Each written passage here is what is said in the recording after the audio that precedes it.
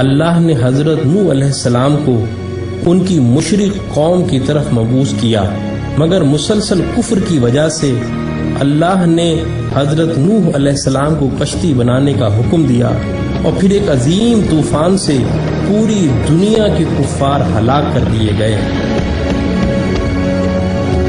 اور یہ کشتی کوہ جودی پر آ کر ٹک گئی تھی۔ یہ کشتی آج کہاں ہے اور اس کی اصل حقیقت کیا ہے؟ آئیں آج ہم آپ کو دکھاتے ہیں۔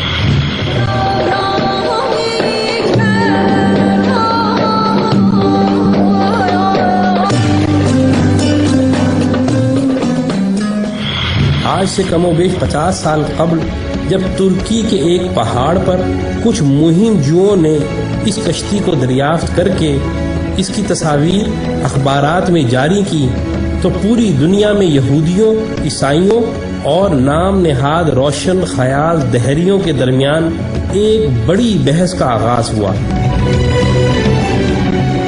کشتی کا انکار کرنے والوں نے بعض بہت ہی اہم اعتراضات اٹھائے، جس کا تسلی بخش جواب دینے میں یہودی اور عیسائی ناکام رہے، لیکن قرآن میں ان اعتراضات کا تسلی بخش جواب موجود ہے۔ انکار کرنے والے دہریوں نے پہلا اعتراض یہ اٹھایا کہ بغیر کسی ٹیکنالوجی کے 6000 سال قبل ایسی عظیم الشان کشتی بنانا ناممکن ہے جو مہینوں تباہ ہوئے بغیر سمندر میں اتنا وزن لے کر سفر کر سکے۔ قرآن کی سورہ قمر میں اس کا جواب اس طرح دیا گیا ہے کہ اور ہم نے نوح کو ایک ایسی کشتی میں سوار کیا تھا جو تختوں اور کیلوں سے تیار کی گئی تھی۔ حالیہ تحقیقات کے بعد اس کشتی سے دھاتی کیلوں اور تختوں کے آثار ملے۔ پھر ان انکار کرنے والوں نے دوسرا اعتراض یہ کیا کہ یہ کیسے ممکن ہے کہ 6000 سال قبل اتنی بڑی کشتی بنائی جائے جس میں دنیا جہان کے جانوروں کے جوڑے سوار ہوں۔ لیکن قرآن نے سورہ ہود میں یوں بیان کیا، اور جب ہمارا حکم آ پہنچا تو تنور ابل پڑا، تو ہم نے کہا کہ ہر قسم کے جانوروں کا ایک ایک جوڑا کشتی میں سوار کر لو۔ اب حالیہ تحقیقات سے قرآن کے اس انکشاف کی بھی تصدیق ہو گئی ہے کہ کشتی نوح کوئی معمولی کشتی نہ تھی، وہ 3 منزلہ تھی جن میں جانور ترتیب وار سوار تھے، اور اتنی بڑی تھی کہ اس میں 522 ریل کے ڈبے سوار کیے جا سکتے ہیں۔ اس میں کم و بیش 25,000 جانوروں کی جگہ موجود ہے۔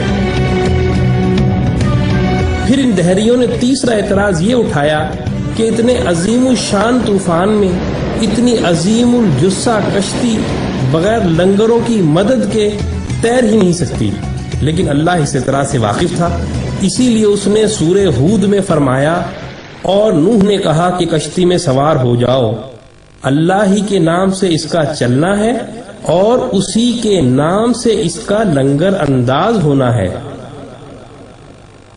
اور حیرت انگیز طور پر جس پہاڑ پر کشتی ٹھہری ہوئی ہے، اسی پہاڑ کے نیچے وادی میں بڑی بڑی چٹانوں پر مشتمل لنگر دریافت ہوئے ہیں۔